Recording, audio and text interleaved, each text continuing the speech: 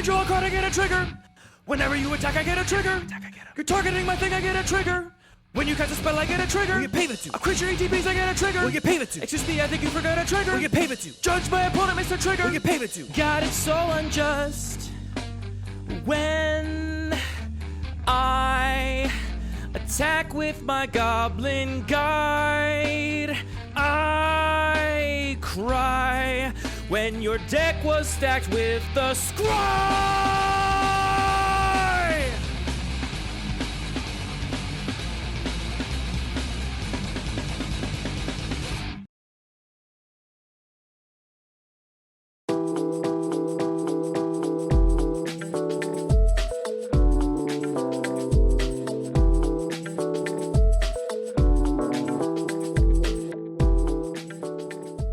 Hello and welcome to Lucky Paper Radio. I'm your host, Andy. I'm here with my co-host, Anthony, Nostradamus of the modern meta-matics.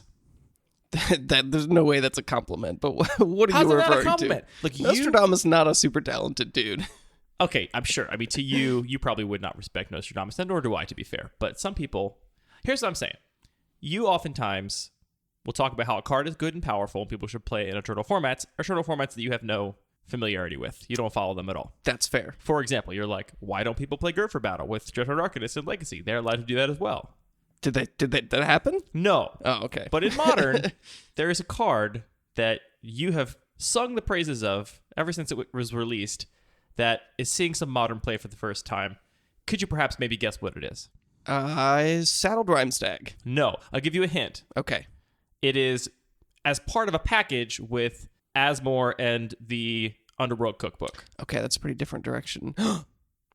Wait, is it Bag of Holding? No, it's not Bag of Holding. Damn. That would be amazing if it was. You got me excited for a second. It's Feasting Troll King, Anthony. Oh, man. You're like, That's this card's awesome. good. Why don't people play this card in Eternal formats? And everyone's like, blah, blah, blah, Dice of Doomblade. You're like, but it comes back from food. Turns out it's great in Modern with Asmore and the Underworld Cookbook. I always knew it was. At least as of Card's right amazing. now. We're recording this a little bit ahead of when it's going to come out for complicated reasons. And will the meta have totally changed by then? Will something be banned? Who knows? But right now, Feasting Troll King, solidly Modern playable. Amazing. That kind of explains why there have been a couple Feasting Troll Kings on people's wish lists. Got to the bottom of that mystery. Like how people have underestimated Feasting Trollkin for years and not seen its potential, this episode of Lucky Paper Radio, we're going to be taking advantage of the new Cube Cobra popularity feature. For those that aren't aware, if your cube is on Cube Cobra, and it should be, you can now view the cards in your list sorted by the popularity of those cards, which is the percentage of cubes on Cube Cobra that include them, which I think is a very interesting and eye-opening perspective on one's cube. For this episode, I have found 10 cards that I think are woefully underplayed across all of cubes, and we'll talk about why. These cards are cards I play in my own cube that I think people should be playing in their cubes too, Anthony. And so we're going to talk about that on this episode. I definitely also found some value in this feature. My list is not very much like the traditional cube that most people are building, so I wouldn't say many of the cards that are unpopular in mine are things that I would recommend to anybody, but there are definitely a couple interesting features and sort of aspects of the cube that reveals. I wonder how different my cube will have to be before you'll start to think that maybe my cube is not the typical cube thing everyone is supposed to be doing. Have you looked at this feature with our two cubes side by side? Yours is like, way everything's over on the right side, and mine's like, everything's on the left side. That's a little bit true. Though I do think my cube differs a lot from like the MTGO Vintage Cube, for example. Almost as much as it differs from your cube. I'm not sure it's that much. My point is, I think there's a little more variety in that monolith of power maxed cubes than perhaps you give it credit for. Oh, there definitely is. Anyway. I'm not going to be telling everybody over here that they should be putting Feasting Troll King in their cube, for example. Why not? Okay, you should play Feasting Troll King. Didn't you cut it because it was too good? I definitely did. Card was ridiculous. See? Turns out it's Modern broken. We've gone from Modern solidly playable to broken. I'm sure it's banned by the time this podcast comes out. Probably. I think more likely they'll just ban the cookbook or something. Anyway, we are going to mount defenses for unpopular cards on this episode, so that should be exciting. But first, we're going to do our Pack One Pick One from a listener-submitted cube. This week, Anthony, our cube comes to us from listener Gina. It is a 270-card travel cube. We are big champions of smaller cubes on this podcast, and this cube is no exception.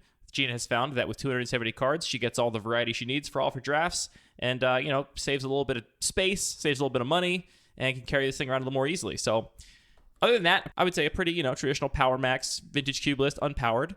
Certainly some interesting inclusions for us to dig into. Do you have any thoughts before we dive into this pack? So looking through the cube and the list, it's definitely, like you said, a very powerful cube. It's got a lot of the classics we're used to seeing. Compared to some of the cubes that I've played more, I think that it's maybe leaning a little bit less aggressive. So I might be more excited about taking some big splashier stuff.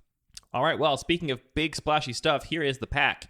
We have Grave Titan, Burst Lightning, Verdant Catacombs, Sword of Feast and Famine, Overgrown Tomb, Mishra's Factory, Skyclave Shade, Lightning Bolt, Krenko, Tin Street Kingpin, Searing Spear, Ophiomancer, Sensei's Divining Top, Core Skyfisher, Demonic Tutor, and Umezawa's Jite.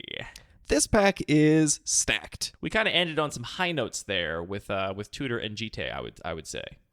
Is this just an easy pick? Is this just a Demonic Tutor not close? Many people would say that. But there are other people that would say that Demonic Tutor is actually not that great because it just draws a card for 2 mana. It happens to be the best card in your deck. It's a pretty good 2-mana cantrip. It's probably the best 2-mana cantrip ever printed. I think it's a little bit of a pick, personally, between Demonic Tutor and Jite. Because Demonic Tutor is a better card. It is somewhat committal. You're committing to black. Jite, probably among the best colorless cards you can run, although if this cube is a little less aggressive, if it does have combos or other ways to win the game that are not strictly through creature combat, then Jite falls off quite a bit, I think. Yeah, I do see, I think, at least some Reanimator, which can be a little bit challenging for Jite to really be effective. Yeah, I do not want my Jite against Reanimator, but I do want my Demonic Tutor to go find my removal spell, Grave Hate, Board Wipe, whatever I need to get out of the fact that my opponent reanimated something big. Right. So I do think I would take the Demonic Tutor here, but it's definitely close. There's also Verdant Catacombs is worth a mention, and Grave Titan is great. Grave Titan is great. We're not going to take it, but... After Tutor and Jite, I'm on the fetch land, and then probably just Lightning Bolt. Lightning Bolt, yeah. Lightning Bolt is a really good magic card, turns out. Turns out 3 damage to anything is just really messed up. Turns out. All right, not the most spicy pack, because, Demonic Tutor, but I do appreciate the small cube. Thank you to listener Gina for sending it in. If you want to have your cube on Lucky Paper Raider, you can mail it to mail@luckypaper.co with your name and pronouns. I do have to confess, I did find a whole crap ton of emails in my spam folder from people. Unfortunately, a large number of these emails, which I guess are a little bit of text with a link, just kind of get hit by spam filters, and I had not been checking that regularly. So if you sent your cube in over the past, maybe just send it in again. If we didn't do it on the show and you sent your cube in, maybe send it in again. I'm going to be checking that spam folder regularly from now on to make sure that fewer things slip between the cracks at the very least. And make sure to include a poem or some randomly generated text in that email so the spam filters don't catch it.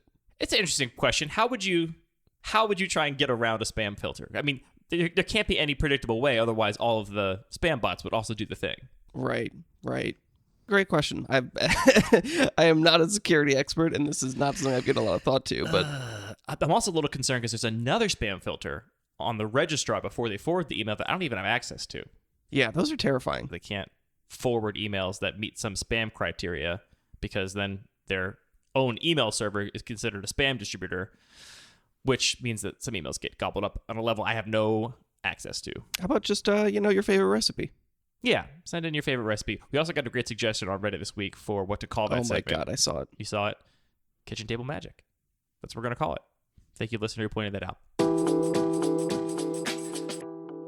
I'm going to go in Wooburg order here for the unpopular cards, and I'm pulling entirely from the 1 to 2% and 3 to 5% buckets. So all the cards I'm going to mention are only played by, at most, 5% of all the cubes on Cube Cobra, which is not a lot.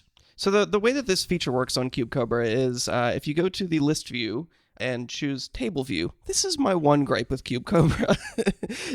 Your one gripe? I mean, I love Cube Cobra, but I have a long list of gripes. I'm going to just stick with this one. Okay. The thing that is clearly a list is called the table view, and the thing that is 100% a table is called the list view. But that one does seem like an easy fix. Have you made this suggestion on their Discord? I have, yes.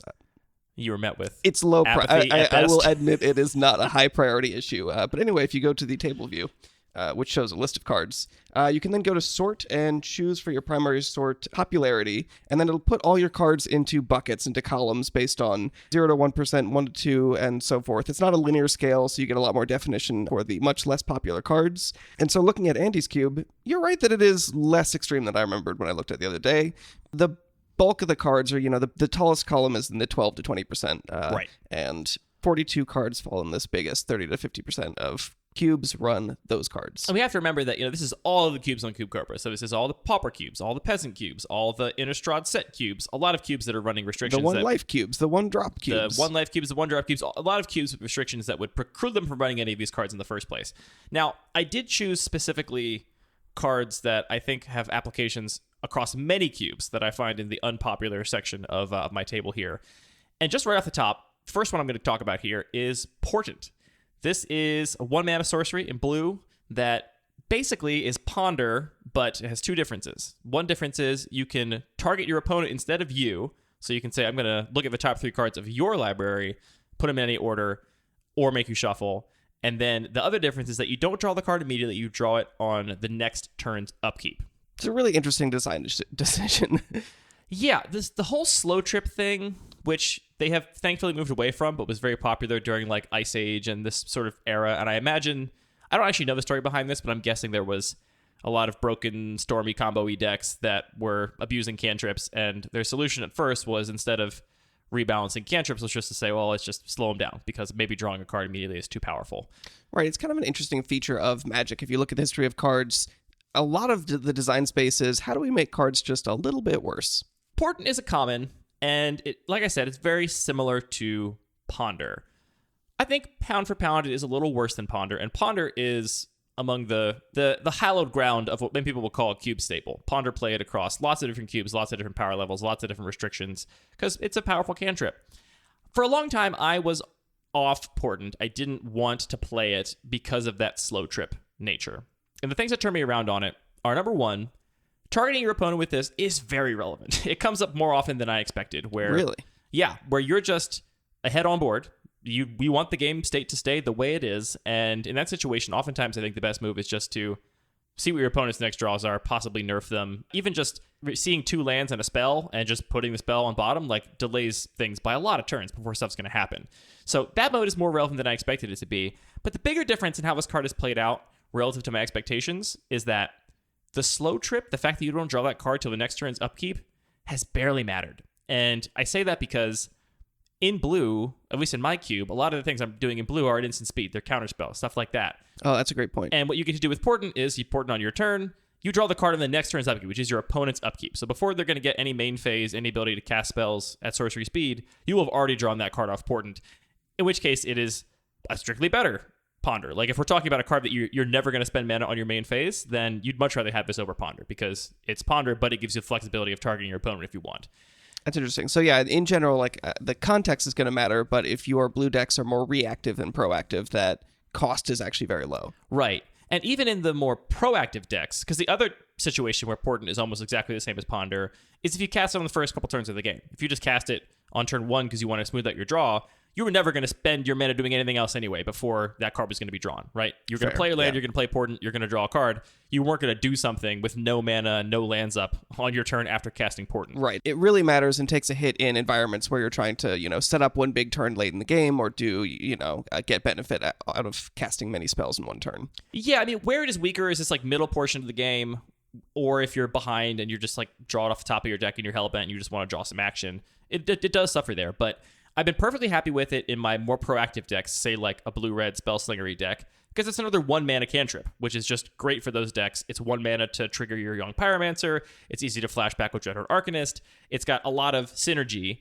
And again, that downside in more controlling decks has been very minimal. So honestly, I've been really impressed with it. The times where I feel like the slow trip of it has mattered have been vanishingly small. Like a very, very small percentage of the time that I've cast this have I really felt the fact that it's a slow trip. And if you haven't played with it, I would suggest you give it a shot, because I avoided it for a long time because I was so pathologically afraid of that slow trip nature, but I've been very happy with it. So that's a common. That's a card that Pauper cubes can run, Peasant cubes can run, Unrestricted cubes can run. I think if you like those other cantrips and you want another one that is different, because it is different. That's the other thing, is it's not just... I know some people don't like running Opt and Serum Visions and Sleight of Hand alongside Ponder and Preordain because it just feels worse than Ponder or Preordain. This card is different. It does a different thing. There are times you're going to want to target your opponent, and it's cool to have that flexibility. So I think this is a underrepresented cantrip across the pantheon of available options. All right, what do you have next? Next up is a card, like I said, I tried to pick out cards that I thought were playable in lots of different cubes, of different power levels, different restrictions. The next one doesn't really meet that restriction so much, but it has to be mentioned. Primordial Mist is an enchantment from a Commander product some time ago. It is 4 and a blue, and it says on your end step, you manifest the top card of your library. So you put it face down as a 2/2, and it also has the ability you can exile a face down card you own and play it this turn. So it basically makes 2/2s every turn on your end step, and instead of keeping that card in play as a 2/2, if you want to just draw it, you can just draw it. And this is only being played by 1 to 2% of cube curators, so a very, very small portion of people are playing with this card. I say this card does not apply to many cubes because it is extraordinarily powerful. This card is really, really good, so if you are playing any kind of power max strategy, I think you should be considering this. Obviously, it's not for pauper or peasant cubers. It is a rare, and it is not for people that are playing at a lower power level, I don't think. I mean, this was in Days Cube for a long time, and Days Cube, I would say, was similar in power level to your cube, and it constantly just wrecked face there. It was kind of unbeatable. Yeah, it was a bomb. It was just a pack rat. The other thing I'll say about this card is I love the play patterns of it. Like, power level aside, I think this option of, as a baseline, making a 2/2 every turn, and that upside of being able to draw those cards when you want also comes up all the time. You know, you're playing a blue-based control deck, hypothetically. Being able to make those 2/2s, and then when you board wipe, just draw all those cards. You just draw them all. They just turn into cards in your hand instead of creatures on board that get killed by a board wipe. Or you chump block your opponent's Wormcoil Engine and exile that card so they don't get to gain any life. Or yeah, I was going to say that was my exact favorite moment with this card was when I was in a race with my opponent. I was attacking them in the air, but they had a Batterskull, and I just got to use this to prevent them from gaining life and actually win the game that way. Yeah, even more at the highest echelons of power, it's incredible with balance. It's an enchantment, so it doesn't get countered by balance, and then you can turn all your creatures into cards in exile that you can cast. They're not in your hand, they're not in play, they're in a zone that balance does not see and does not count. Those options come up, and it's like a perfect example of a flexible card that gives you lots of options in how it plays out that you always have some kind of out to play to, which I found really satisfying. Yeah, I mean, it's basically just a very difficult to interact with Planeswalker. That is one way to think about it. You get to draw another card a turn. That card's always a free 2/2 unless you just want to draw it, and that's a very powerful mode. Yeah, that's an interesting way to frame it. Yeah, I mean, this card is insane. I feel like it is definitely underrated in terms of power level. It's really interesting when I look at this whole list. Again, I've got, the cards on the left of the screen are clearly like lower powered cards, and cards on the right are higher powered cards. Like, generally, that is such a huge motivator of how most people design their cubes that we really clearly sort of see that scale laid out in this list. But there are a couple exceptions, and I think that this is one of the biggest one that I notice all these cards from supplementary sets end up getting bumped down the list a good deal. For sure. Which is a little bit surprising to me. I don't know if they just don't have the same circulation, they just don't have the same visibility, or if people are actively avoiding them. Someone even mentioned on a stream the other day we were doing that they were a little surprised to see Nesting Dragon because they weren't so interested in cards from supplementary sets. So maybe there is some active avoidance of those.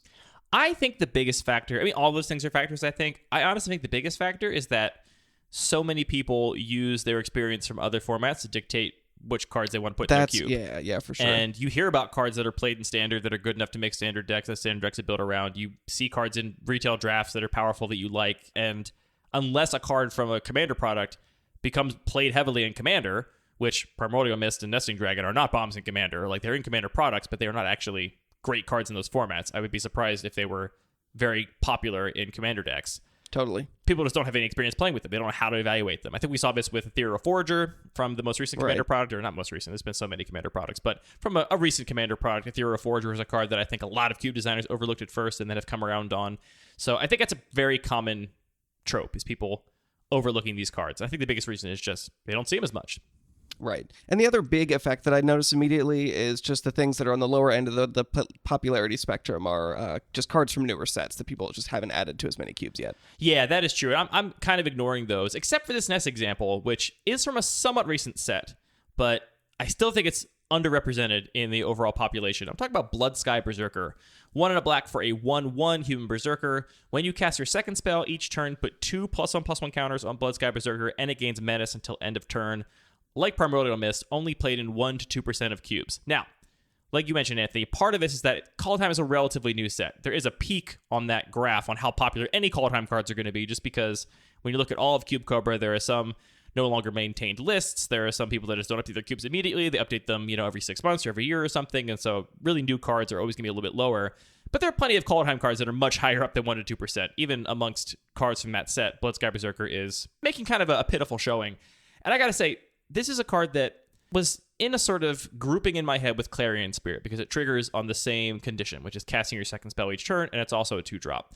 Clarion Spirit is 1 and a white for the 2/2 that makes a 1/1 flying spirit whenever you cast your second spell each turn.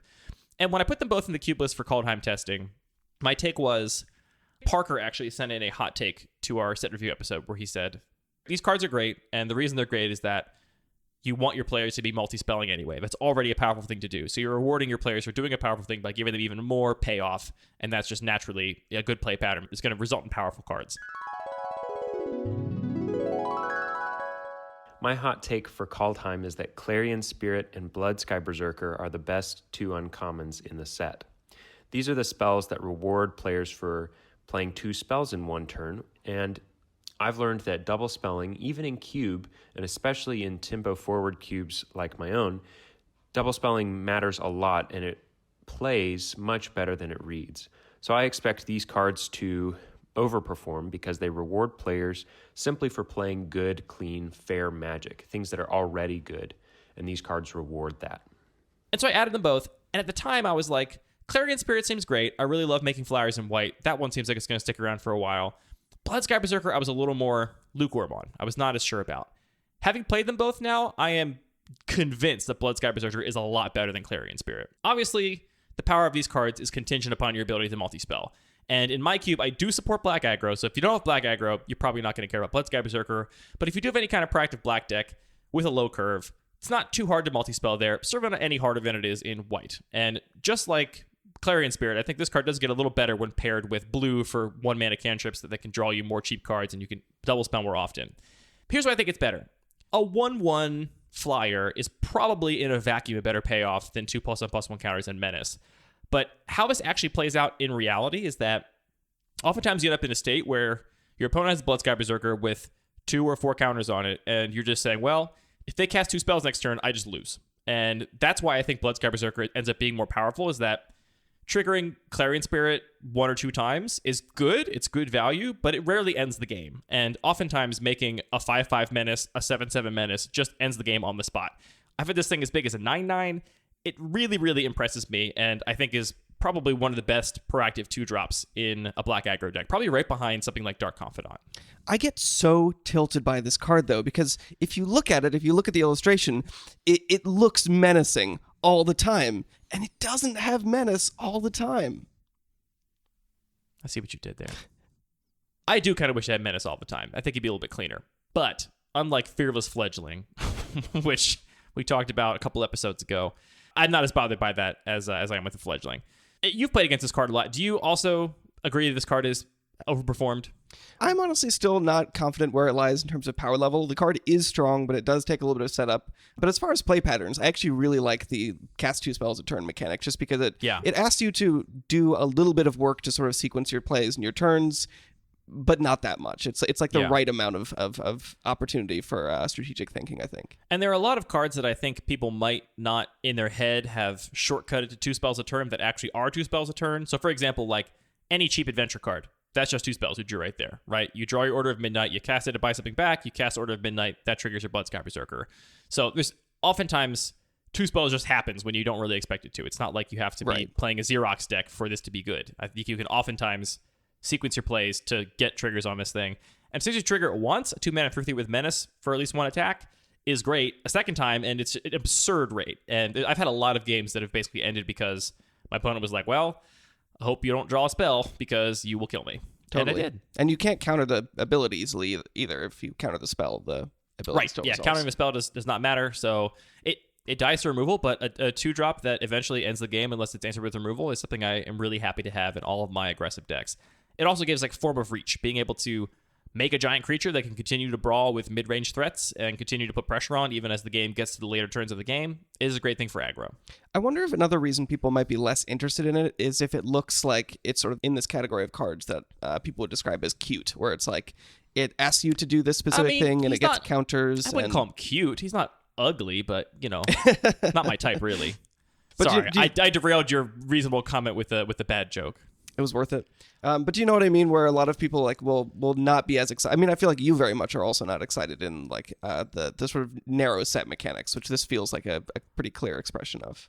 I don't know. This to me seems like a pretty generic good stuff card. I guess you're saying some people might look at this and think, oh, this is a plus I'm encounter matters not running card. plus Like plus I'm not encounters, playing heart so. scales, so I'm not going to play this card. Right. Yeah, I mean, I guess if you are reading it that way, I would just encourage you not to, because it does not need any kind of other synergy other than casting spells, which is what most proactive decks want to be doing in any environment for this card to be good. Let's get these numbers up. Wouldn't it be amazing if we could come back in like 4 weeks and see that these numbers had gone up substantially? I would feel so powerful. I think we get there. I would feel so powerful. This next card, Anthony, is, I think, the only card that you and I both include in our primary cubes. It's a card I think is woefully underplayed. Ulcerate, only played in 3 to 5% of cubes. This is 1 black mana for an instant. Target creature gets -3/-3, and you lose 3 life. Here's the first thing I'll say about this card. It really showcases how messed up Lightning Bolt is, because Lightning Bolt is so much better than Ulcerate. True, but Ulcerate's still quite strong. Oh, it's so good. Lightning Bolt is a really high bar, and, I'm high on Disfigure variants, and once you get up to killing things with 3 toughness, at least in my environment, you're killing almost anything, aside from very few high curve things, like your Murktide Regents and whatnot. You're killing a lot of stuff. So 1 mana, instant speed, removal, and honestly, I found it very relevant. If you're on the full suite of Adanto Vanguard, Seasoned Hallowblade, other kinds of indestructible threats, your Selfless Spirits, I found it to be very relevant that this thing decreases toughness rather than just deals damage or destroys something equal to its power or toughness. It's extremely relevant in this cube. The last time I played a proactive white deck in this cube, I felt like all those cards just didn't work because my opponent had so much removal that answered it in that way. It can't happen. And that is a place where it is better than Lightning Bolt. This is why we don't say dumb things like strictly better or strictly worse. This is worse than Lightning Bolt most of the time, but when your opponent has a Seasoned Hallowblade, you're going to rather have an Ulcerate. I just love it's very simple, it's efficient. I'm definitely playing at a much lower power level, but I think there's still plenty of space for efficient cards at a low power level and gives you a lot of flexibility in the way you sequence your turns. But this has a real cost, it has limitations, and I think that just leads to really good gameplay. Yeah. I think it's probably better if you're specifically trying to support aggressive black decks in your cube, because the life cost is not as much. Like, if I ulcerate your cheap creature, I'm still taking a bunch of damage, so it might be good in the long run. You're still probably going to include it in slower controlling decks. Yeah, I'll happily play it in any control deck. I will not cut it from a control list. In an aggressive deck especially, just being able to remove blockers and use your life as a resource is extremely powerful. Yeah, and I would say the most common things in my cube that have 3 toughness over 2 are tokens from Green Planeswalkers, beast tokens, forests from Nissa Who Shakes the World, and being able to ulcerate one of those things, attack and kill that Planeswalker is very relevant. Do you think people are afraid of that life loss? Probably, yeah. Okay. I'd be curious to look sort of more broadly at things that cost life. I mean, people do love shocklands, but maybe there is overall I think something. people love natural duels more, though, on pound for pound. Like, I like shocklands for their play patterns. Mm-hmm. I think most people, if money were no issue, would rather have natural duels. That's so hard for me to empathize with. I don't think you should be afraid of this life loss. And it may be like, if you need to, think about a shockland, think about a Gitaxian Probe, which you'll happily pay 2 life for. 3 life is not the end of the world. Your life is a resource, and getting a threat off the board at instant speed for 1 mana is very powerful. I think this card has a home in lots of cubes, way more cubes than we're seeing represented by these numbers. It is an uncommon, so peasant cubes can play this card. It's great. I recommend it to everybody. In a somewhat similar vein, I've grouped my next 2 cards.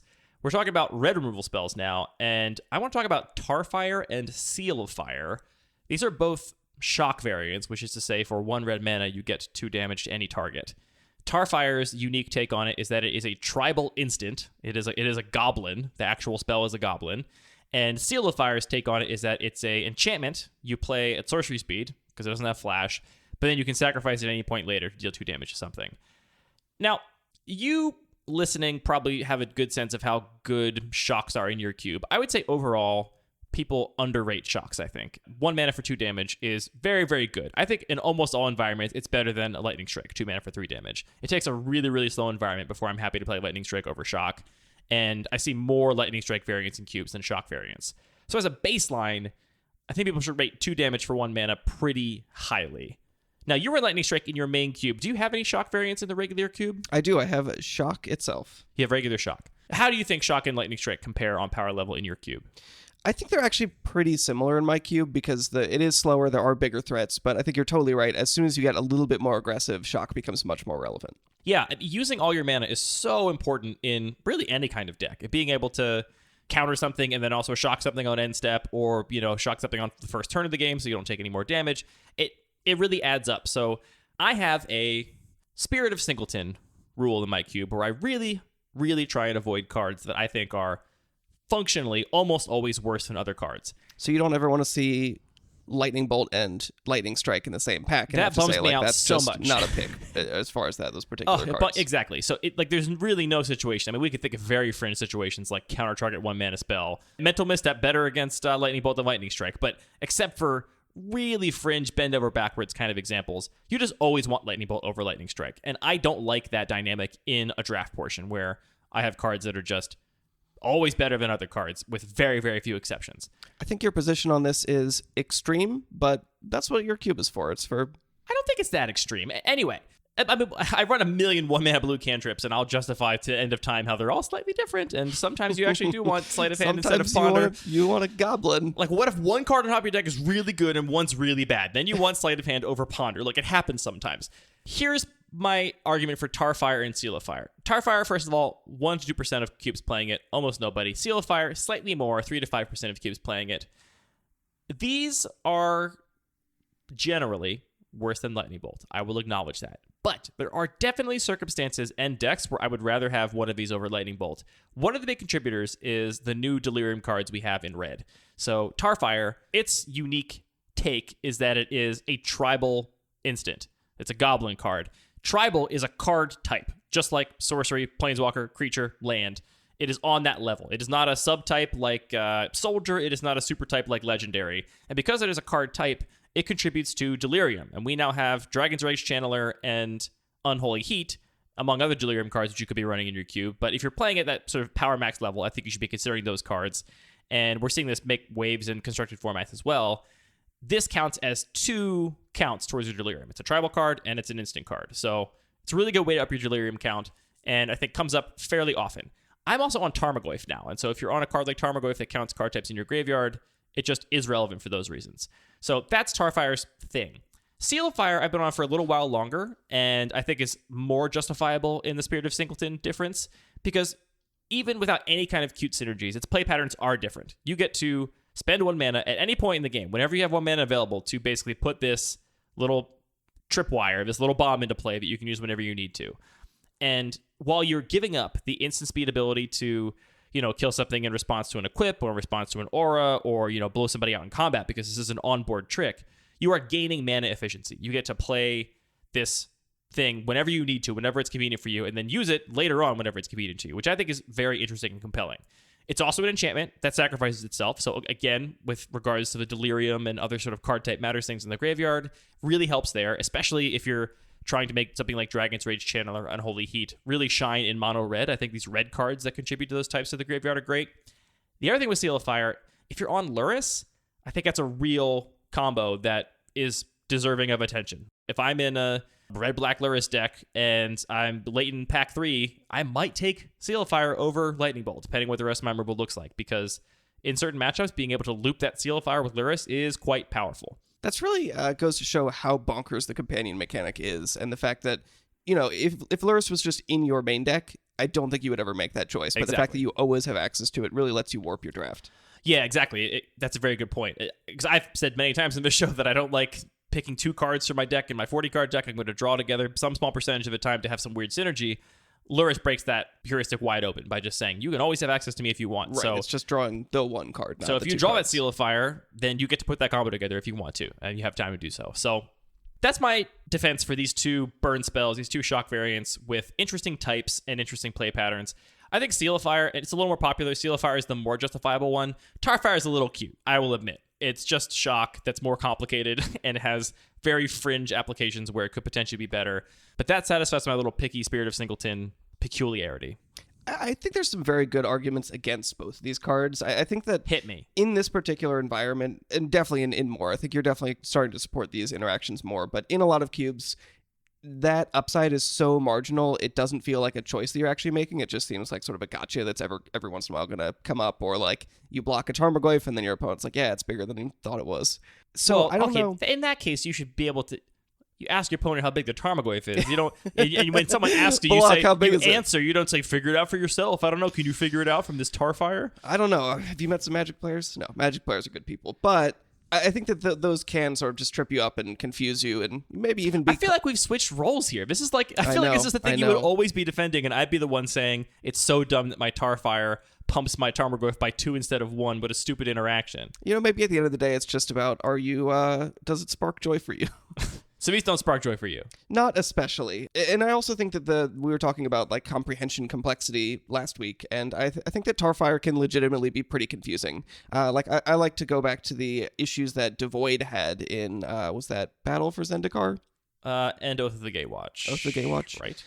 Where it was like this A-B mechanic, but the A literally did nothing. It was just like a signifier to say this card is devoid and some other cards will care about it. So players that were new would be like, why does this card say devoid on it? Because it was actually in the rules text box. Right. Exactly. Which I don't think it is on Tarfire. Let me see. It's not in the rules text box, but it still is, just as more tribal text, instinct goblin. That I think can throw people off. So it's not a huge issue, but these are, small negatives if you're doing your pros cons list to consider. They are both commons, though. So again, any rarity restriction can play these cards. And I would argue just on a baseline, if you want red proactive decks to be better, just more shock variants is going to make your red decks better. So even if they're weird fringe ones, even if you don't have the delirium stuff or the card types matter in the graveyard stuff, just more of these cheap damage anywhere is really good. Seal of Fire I actually have bigger issues with, which is just that I actually really don't love onboard tricks. Just the feeling of saying... You and Alex have to have a big fight about this, because Alex has written a whole article about the beauty of seal of removal and how great it is. All right, I'll be ready for that battle. I'll prepare my notes. Alex is going to be visiting us sometime this summer. Maybe we'll get him on tape, and you guys can have a big fight. All right, let's do it. Like a friendly fight. But obviously the big issue is just, it's there. You have to play into it, and just knowing, well, I'm going to equip this once, and I know my opponent's going to use it is just not a great feeling. Is it a better feeling than not knowing it's there and having it happen to you? Oh, definitely. I've read Alex's article, and I'm not going to spoil it, but I think ultimately what an onboard trick does is change the question from, does my opponent have it, to will they use it? And I think I can see that. I think that question gives you a lot more insight into what your opponent is trying to accomplish than the other one does. Like, if I have shock and you go to equip your expensive cost equipment to a creature, if I have it, I'm going to shock it, right? There's no question. But there is a question of, am I going to use my onboard trick now to do it, because you know about it, which changes your decisions about whether to equip or not. Like, I know I've got you because you didn't know about my in-hand shock, but if it's on board and you go to equip, now are you trying to bait me into something else that you're trying to protect from the onboard trick? Who knows?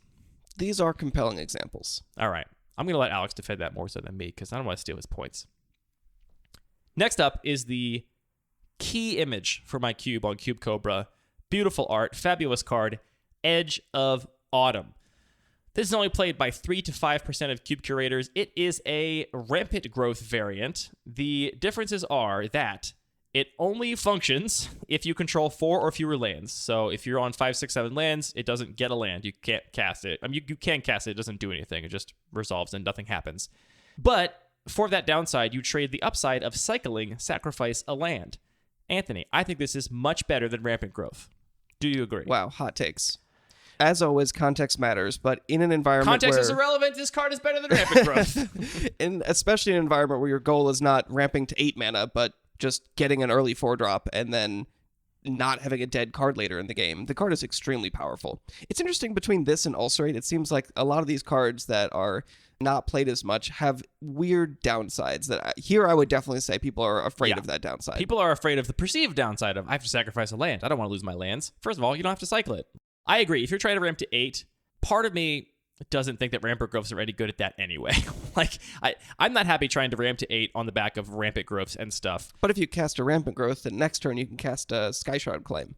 Honestly, it is like, I am low on Cultivate, Skyshroud Claim, expensive ramp spells in most cubes, but if you are trying to get to 8 every game, that's the kind of spell I want. I want like a 2-for-1 ramp spell that gets me 2 lands instead of just 1 land a little bit early, because you're not going to get to 8 that early on rampant growths, right? I mean, I guess we could do the math. You could cast 1 on turn 2, another on 2 more on turn 4.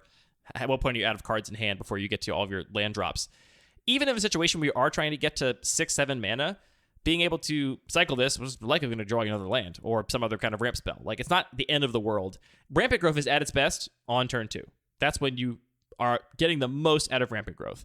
Rampant growth, I think, in almost all environments, is a dead draw late in the game. Right. It's terrible. So if you were already just going to draw your rampant growth at a time where it's useless, the option that you may not take, but that you have more flexibility to cycle it is just gravy. Yeah, and seems obvious, but I think it's worth saying. You could obviously sacrifice a tapped land. You can tap that land and float mana before you sacrifice this thing. So the turn you're drawing an extra card off of your Edge of Autumn, you're not even down to mana. You're still even on mana. You get free cycling on this card.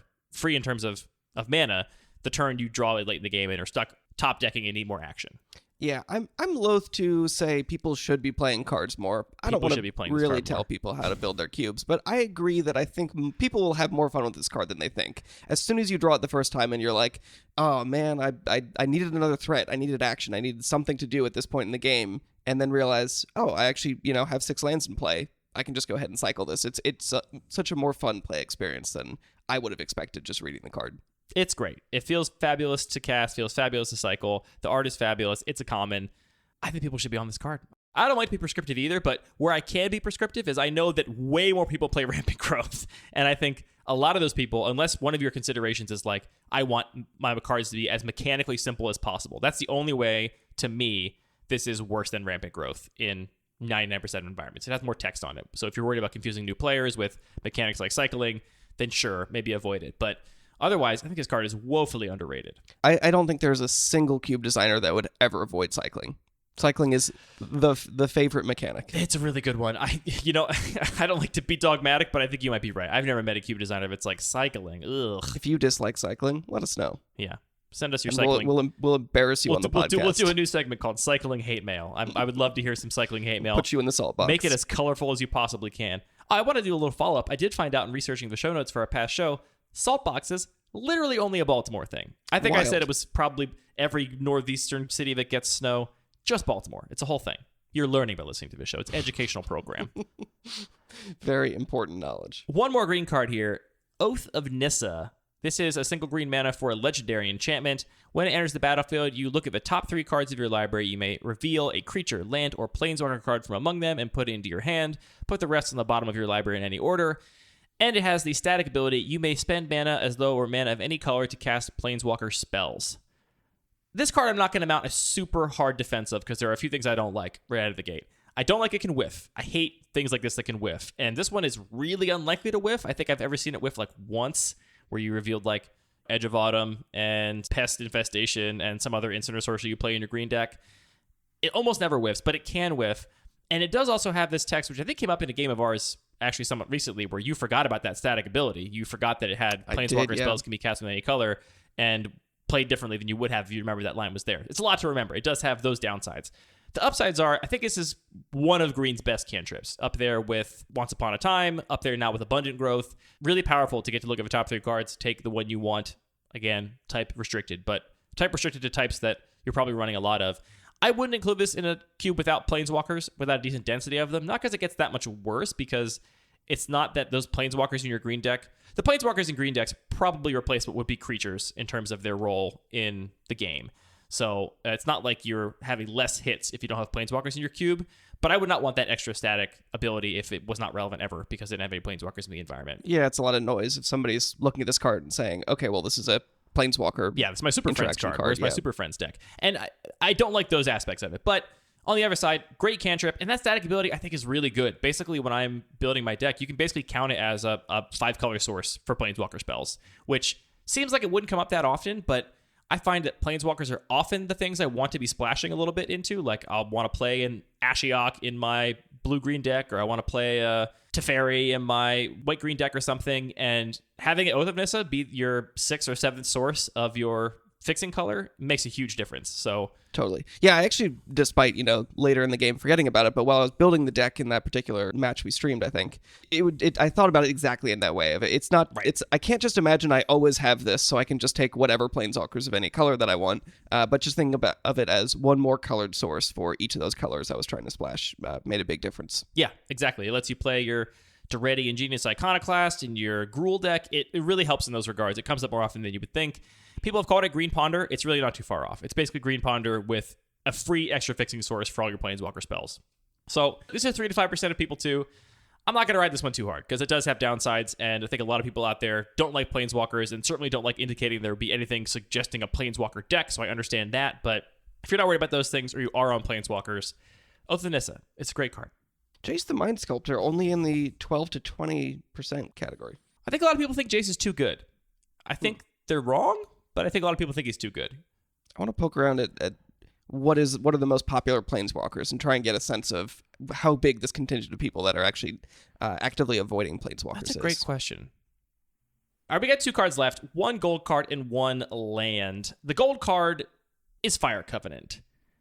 Now, this card is 1 red-black for an instant, and as an additional cost to cast this spell, you pay X life, and Fire Covenant deals X damage divided as you choose among any number of target creatures. More life payment.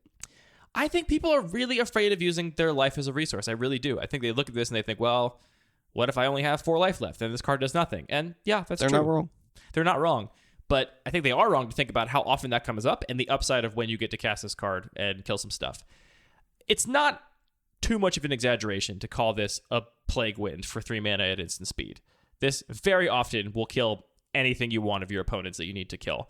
It's rare that you have a creature who's on board who is not worth its toughness in life to you to get rid of. This kind of goes back to Ulcerate, right? Like, you Ulcerate something, you're going to lose 3 life.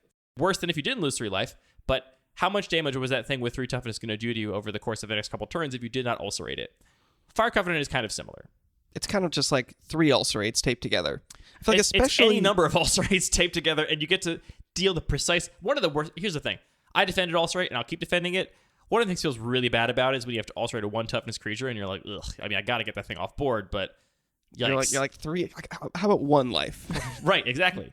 Yeah, I mean, this is especially in a lot of cubes that support extremely aggressive strategies.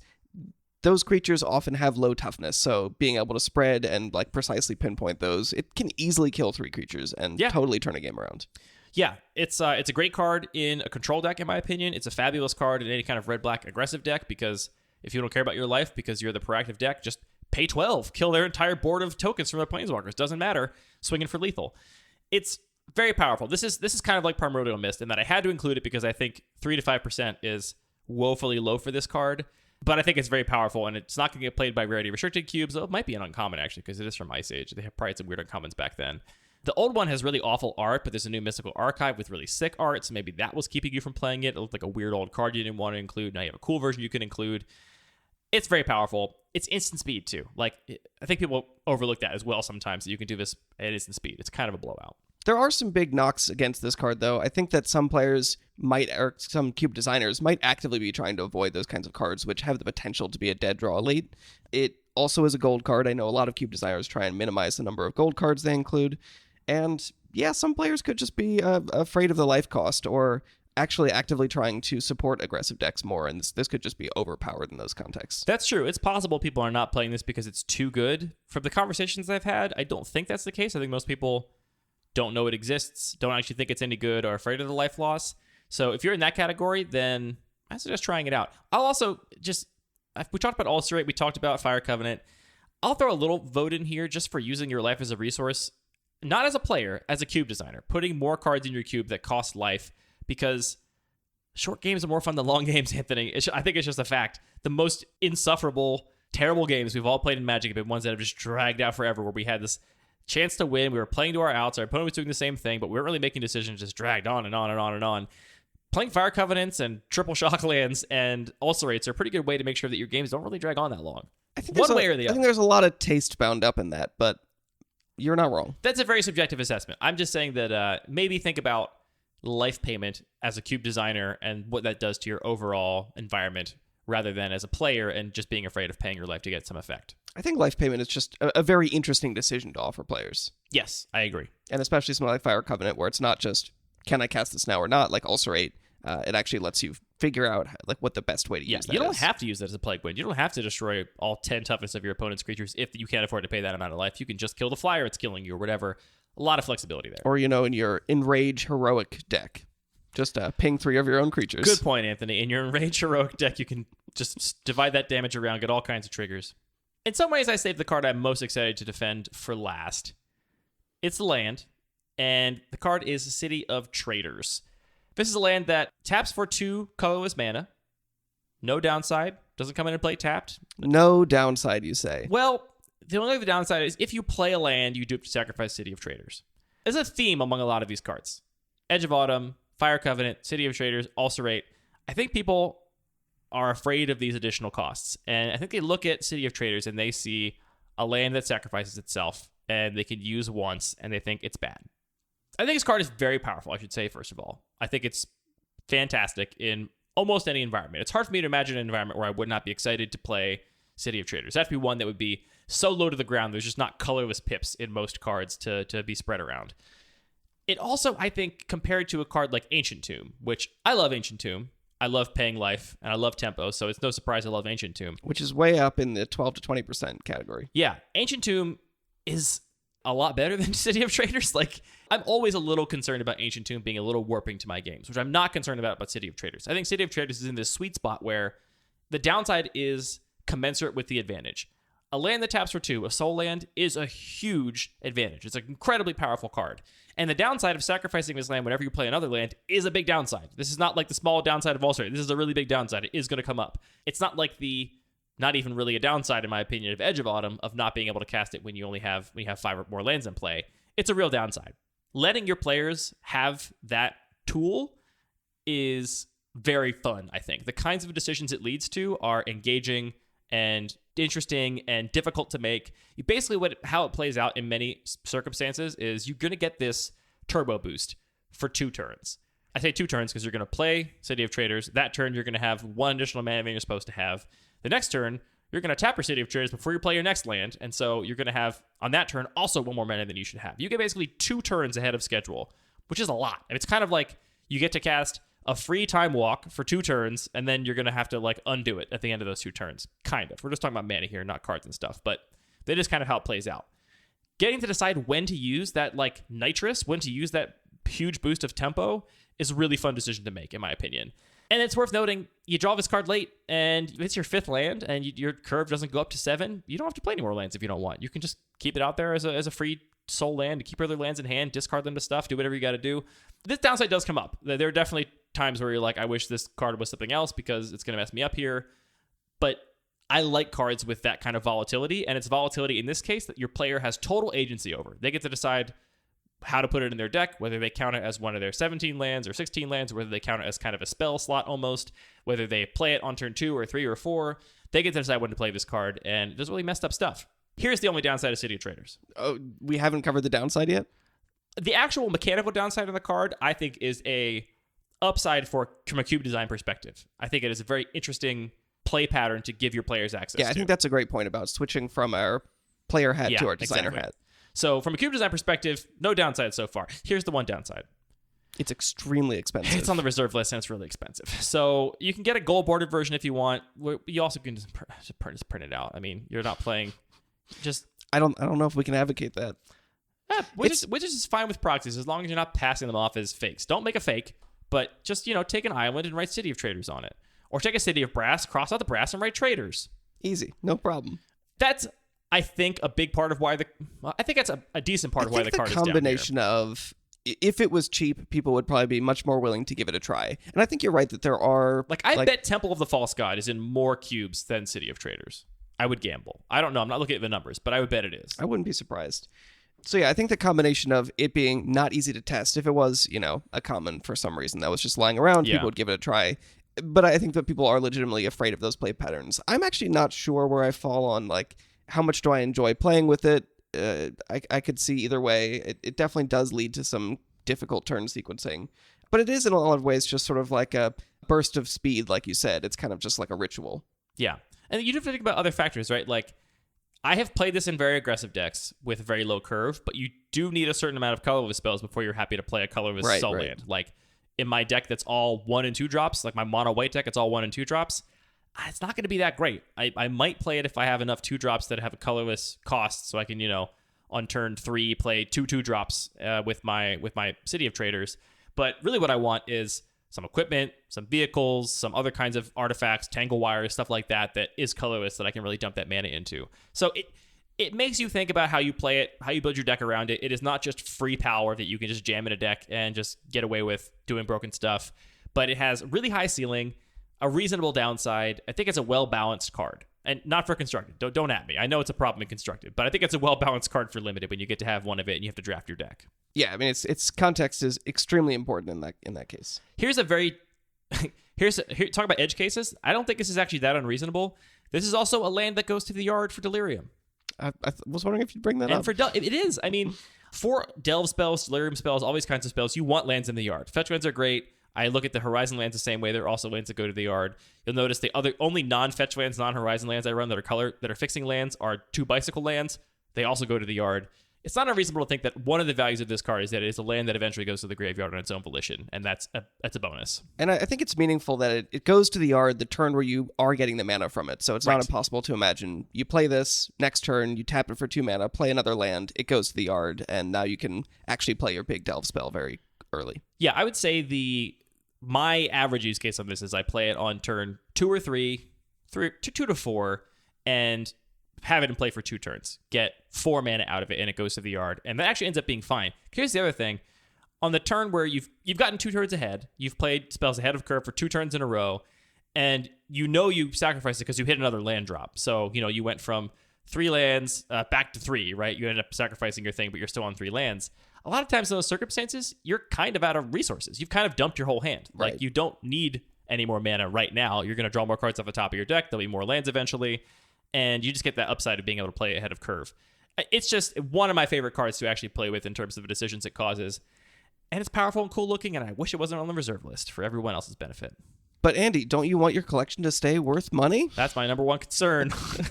I record this entire podcast because I like talking about my investment portfolio, not because I care about this game at all.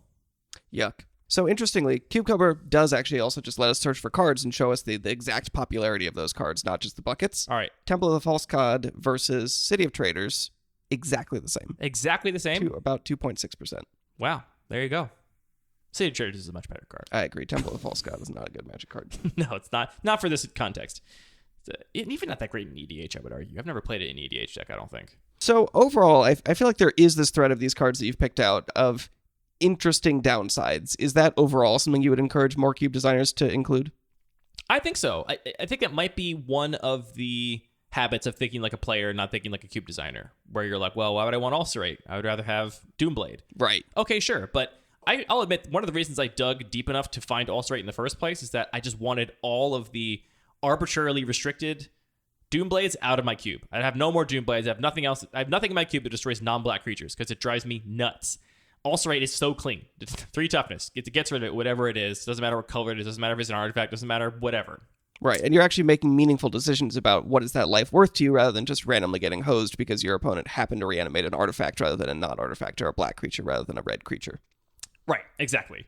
So that's why I dug into it initially. If I were to put aside all of my scruples about those random limitations and just play cards on pure power level, I would still include Ulcerate because I think 1 mana removal that hits so many things. And I mean, you can look at your own cube, just like, do a little filter, search by things that are toughness less than 4 and see how many things this thing kills. It's a lot of things, so many things. And it does it for 1 mana and instant speed. So yeah, I think that a lot of people think like a player and they think, well, I don't want downsides because I want pure upside. I just want to win. And as a cube designer, I think giving your players lots of options to do powerful things, but at costs, I think is a very interesting dynamic to introduce into a cube. So yeah, I think that's part of it. I think it's not a coincidence that there's a thread here of a lot of things that either are or read as downsides. Right, because those are part of the choices that you make in the game. And I think if we are too much thinking like players, we can end up just sort of smoothing all the edges off our game. And I do love playing things that cost you life. One of my proud moments, which I think some people would look at this and be unhappy and think they failed in some way, but listener Feld was drafting my cube and took Ancient Tomb because Ancient Tomb is broken. Ended up not putting Ancient Tomb in his deck because he was like, I have so many shock lands, I can't afford the life loss from Ancient Tomb. And I was like, wow, I've done it. I've made Ancient Tomb not just a windmill slam in every single deck that's broken. Sometimes you don't play Ancient Tomb because of the life loss. Was that a correct decision? I think Feld is a very savvy and skilled player. I don't remember the deck list in detail, but I'm going to say yes. Wild. I support Feld's decision. Wild. Or should I say shocking. That's been it for Lucky Paper Radio. Thank you for tuning in for our defense of unpopular cards. Real quick, I want to thank all the people that left a review on iTunes after our Modern Horizons set review, especially Snake847373 and Mucho Mango, who left some very nice glowing reviews. I also wanted to say, Anthony, that we ask people to leave reviews occasionally. We don't really mention why other than we want them to. And I think it might be relevant to tell people why it's something that is important to us because... It's because the only reason that we do this podcast is to get positive reviews because they make us feel good. Well, that's part of it for sure. But like it's like some weird internet currency that seems pointless. Like, why do we care about iTunes reviews? And to your point, why do we care? Here's why we care.